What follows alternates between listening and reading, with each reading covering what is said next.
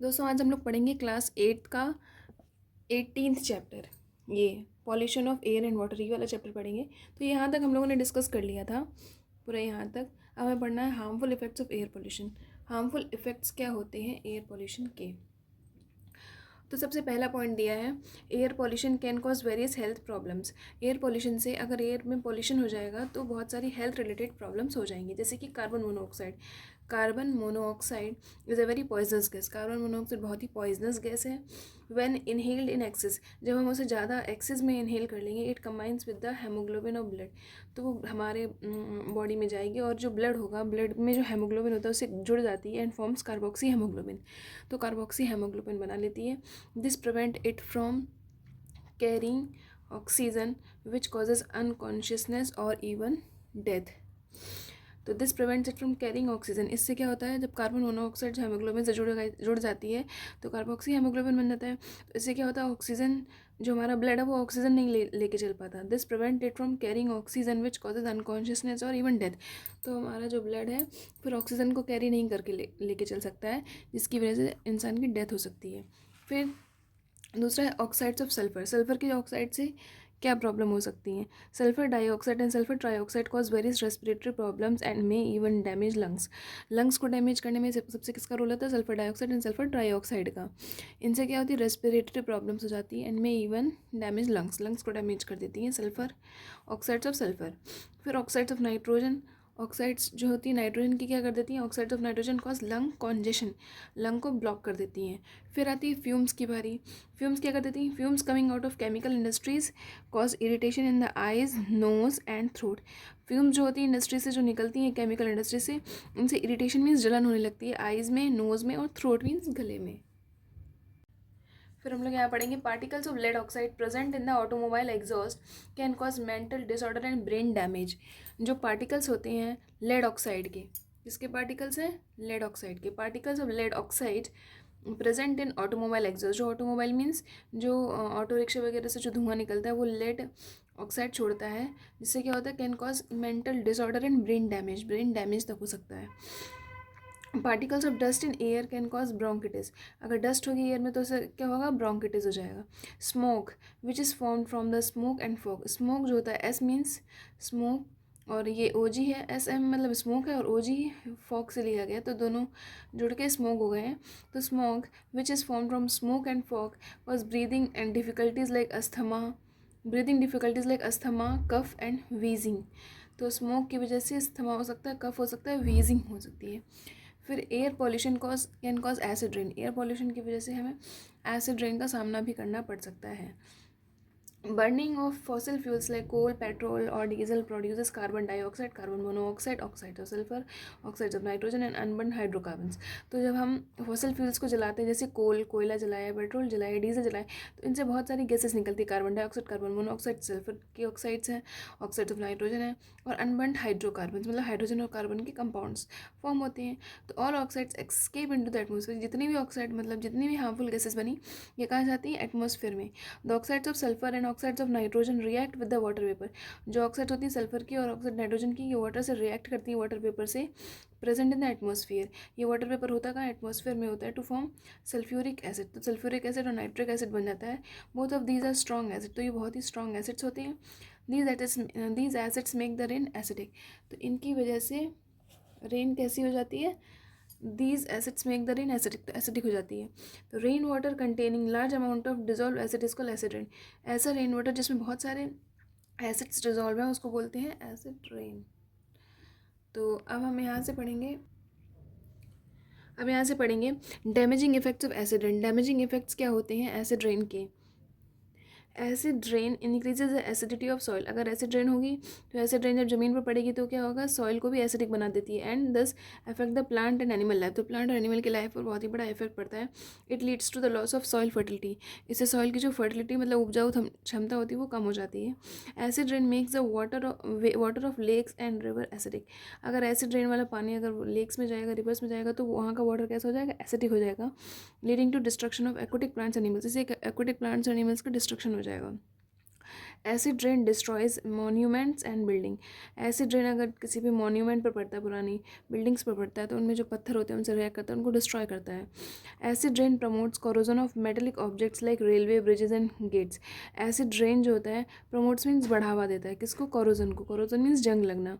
तो रेलवे की जो चीज़ें होती हैं लोहे की, है ना, तो उनमें वो उनमें खराबी आ जाती है, और गेट्स वगैरह लोगों के ख़राब हो जाते हैं बारिश की वजह से, एसिड रेन की वजह से। हम लोग ये पढ़ेंगे a case study, Taj Mahal damaging effect of air pollution on monuments. Taj Mahal जो है उस पर मतलब एयर पोल्यूशन ने कैसे अटैक किया है। India's most famous tourist attraction Taj Mahal is located in Agra. हमें पता है ताजमहल कहाँ पर है, आगरा में। For the last few decades it has been under several threat due to the increasing air pollution. Air pollution की वजह से वो थ्रेट में आ गया, खतरे में है। कॉजेज़ क्या है इसके, the industries located in and around Agra like rubber processing, automobile, chemical and especially the Mathura oil refinery have been responsible for producing pollutants like sulfur dioxide and nitrogen dioxide. These gases come down with rain as acid rain.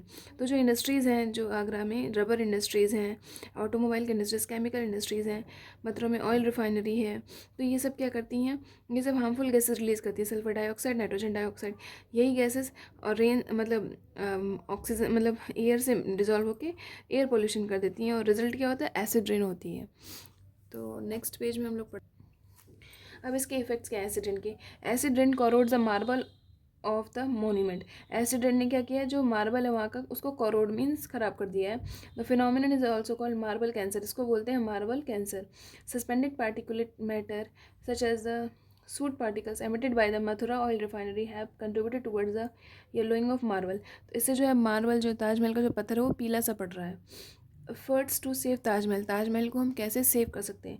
The supreme court has taken several steps to save the Taj Mahal.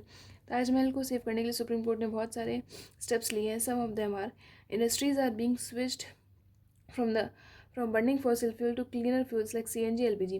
जो industries हैं वो साफ़ सुथरे fuels use करती है, जैसे CNG है, LPG है। फॉसिल फ्यूल्स जलाना मना कर दिया गया। Diesel run 3 wheelers have been replaced by CNG fuelled vehicles. पहले जो थे व्हीकल्स किससे चलते थे, डीजल से, लेकिन अब व्हीकल्स CNG से चलते हैं। A natural gas pipeline has been laid to supply clean fuel to industries in Agra.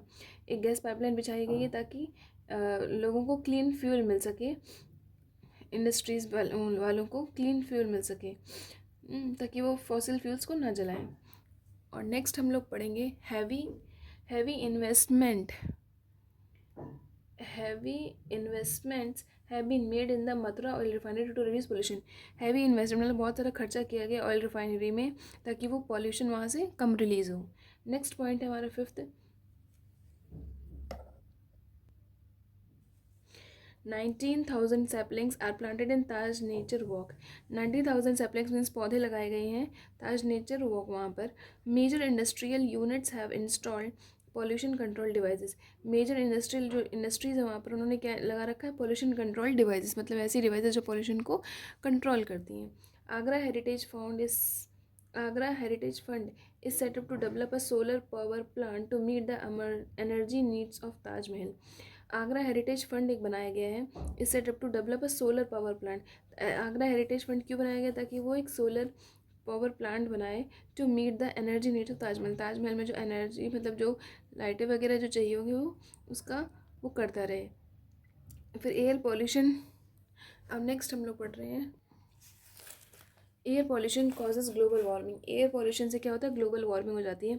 Carbon dioxide release by burning of fuels is not a poisonous gas. जो कार्बन डाइऑक्साइड जो है जो फ्यूल जलाने से release हुई है वो एक पॉइजनस गैस नहीं है, but excess use of fossil fuels increase the concentration of carbon dioxide in the environment. लेकिन हम अगर ज़्यादा फॉसिल फ्यूल जलाते हैं तो कार्बन डाइऑक्साइड की मात्रा जो होती है एयर में बढ़ जाती है। This lead to the green house effect, इसलिए ग्रीन हाउस इफेक्ट हो जाता है। The phenomenon whereby the earth's atmosphere traps solar radiation because of the presence of gases like carbon dioxide, nitrous oxide, water vapor, methane and CFCs मतलब chlorofluorocarbons is called green house effect. Green house effect की definition दी गई है कि green house effect क्या होता है। तो phenomenon मतलब उस प्रोसेस को हम ग्रीन हाउस इफेक्ट बोलते हैं जिसके थ्रू क्या होता है, एटमॉस्फेयर में किसकी मात्रा बढ़ जाती है। The phenomenon whereby the earth is atmosphere trap solar radiation. जिस फिनोमिनन के थ्रू अर्थ जो क्या करने लगता है, सोलर रेडिएशन को ट्रैप करने लगता है because of the presence of gases.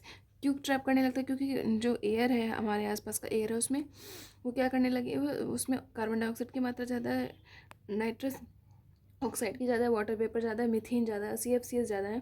तो ये सब गैसेस मिलके क्या करती हैं, ये सोलर रेडिएशंस को ट्रैप करने में मदद करती हैं।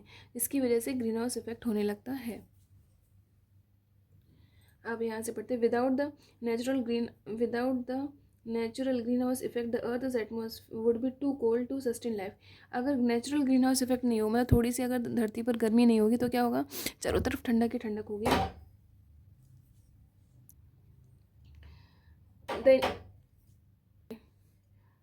The increase in amount of greenhouse gases beyond a natural limit is cause of concern. This lead to the increase in the average temperature. जैसे कि एवरेज टेम्परेचर बढ़ जाएगा अर्थ का, this is called global warming. इसी को global warming कहते हैं। So global warming is the rise of the average temperature of the in the atmosphere of the earth due to the increase in the green house effect. तो green house effect यही होता है, जब temperature धरती का बढ़ जाता है उसे बोलते हैं ग्रीन हाउस